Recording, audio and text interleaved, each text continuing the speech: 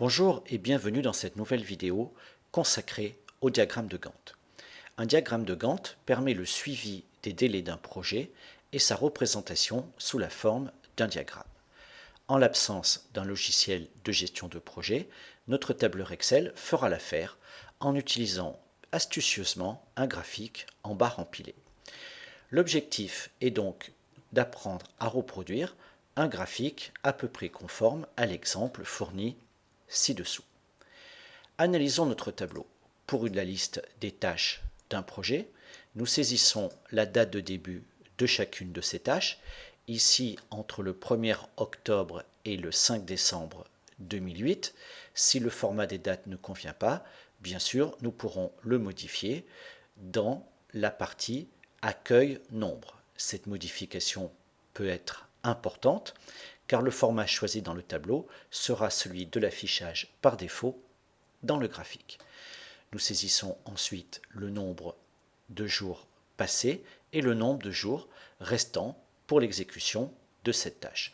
Bien sûr, nous pouvons sommer la colonne de droite, nombre total de jours, jours passés, plus jours restants. Maintenant, nous allons tracer le graphique. Sélectionnons le tableau, les cellules de A1 jusqu'à D7, puis à l'aide de la commande Insertion graphique, nous allons choisir le graphique barre empilée en faisant attention de bien choisir effectivement le sous-type de graphique barre empilée. Nous allons ici déplacer un petit peu et agrandir un petit peu notre graphique pour une meilleure lisibilité. N'oublions pas qu'une autre possibilité est de choisir l'option Déplacer le graphique et de l'envoyer sur une nouvelle feuille. Ainsi, la manipulation de l'objet graphique sera un peu plus facile. Nous allons commencer par suspendre l'affichage de la série date de début que nous ne souhaitons pas représenter. Pour cela, nous allons simplement cliquer sur la série, puis à l'aide du menu contextuel, clic droit, mettre en forme une série de données. Nous allons choisir la commande remplissage, puis aucun remplissage. Dans le style de bordure, nous allons faire attention qu'il n'y ait pas actuellement de bordure de définie. La couleur de la bordure peut être placée sur aucun trait, ce qui simplifie l'affichage de la série. Cette première partie étant terminée, nous allons faire un clic droit sur l'axe des X.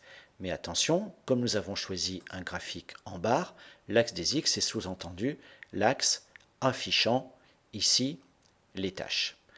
Nous choisissons la commande mise en forme de l'axe et nous allons ici utiliser la commande dans Options d'axe, abscisse en ordre inversé. Nous constaterons alors que les valeurs X vont s'afficher en haut du graphique. Cliquons sur le bouton Fermer. Maintenant, nous allons faire un clic droit sur l'axe des Y, c'est-à-dire, en fait, ici l'axe horizontal. À l'aide de la commande mise en forme de l'axe, nous allons déterminer les valeurs d'échelle. Dans Options d'axe, nous allons fixer un minimum. Mettons ici la valeur 39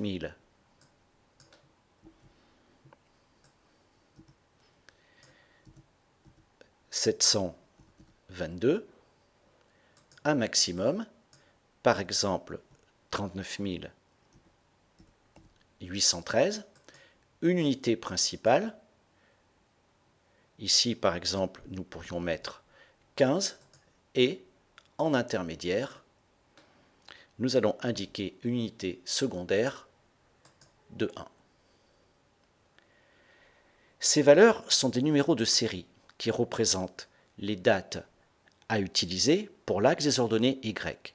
La valeur minimale, 39 722, représente la date du 1er octobre 2008. La valeur maximale 39 813 représente la date du 31 décembre 2008.